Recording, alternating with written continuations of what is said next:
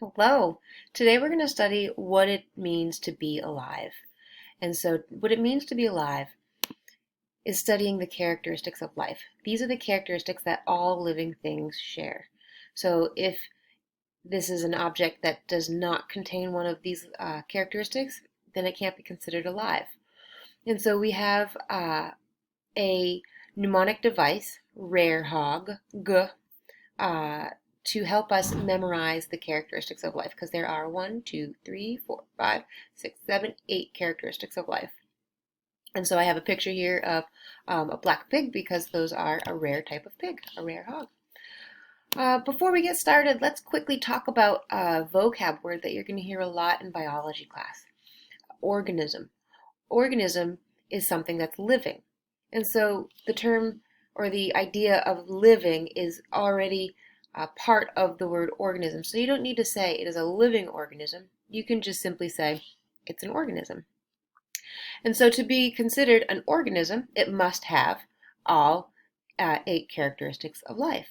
So let's start talking about, let's today talk about 4 of those. So we're going to talk about the R, A, R, E, and then next class we'll talk about the H, O, G, G. R. R stands for reproduction. So there are 2 types of reproduction. And so you can see here that some of the words are written in yellow and some of the words are written in white.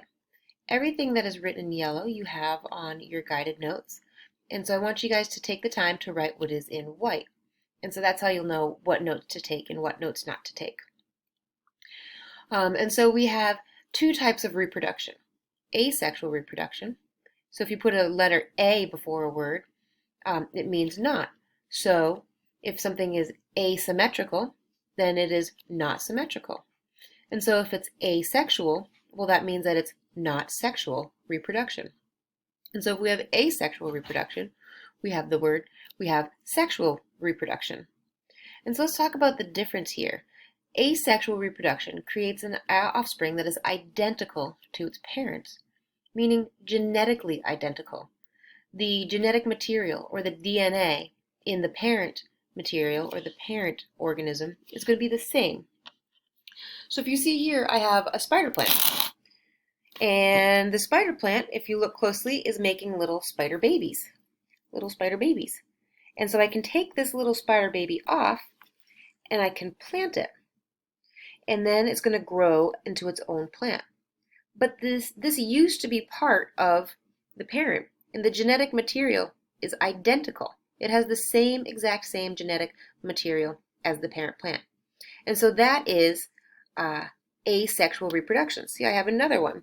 And these are called clones. Clones are not something you just find in sci-fi videos. These right here are clones.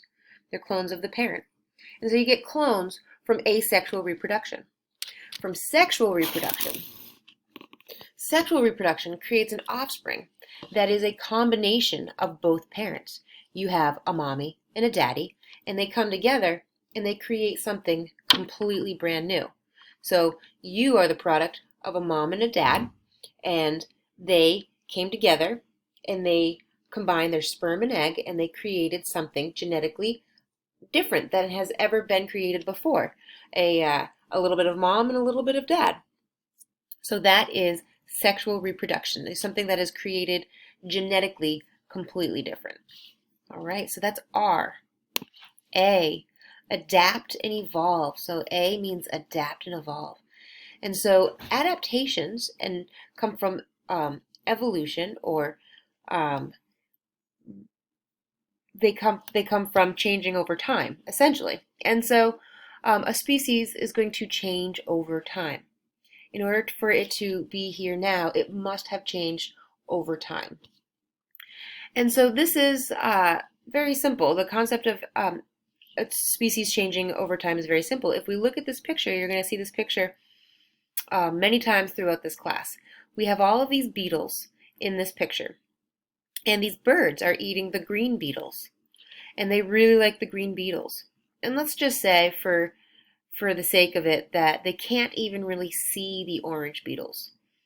They can see the green beetles and they like eating the green beetles. So what's going to happen to this population over time if the birds keep eating the green beetles? Well, the orange beetles are going to survive, and they're going to survive long enough to produce offspring. They're going to survive long enough to produce more orange beetles. And these green beetles, well, they're going to be eaten, and they're not going to be able to produce as many offspring. And so the number of green beetles is going to decrease over time, and the number of orange beetles is going to decrease over time. And so this species over time is going to change into an orange, more orange species. And so that's just simply how species change over time. R-A, two more, we're halfway there. R, respond to an environment. So organisms are going to respond to their environment. I'm sure you guys have all seen a Venus flytrap. These are the best.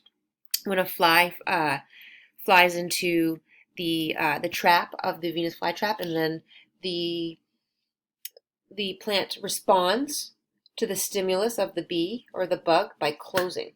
So the stimulus is the bug, and the response is the closing.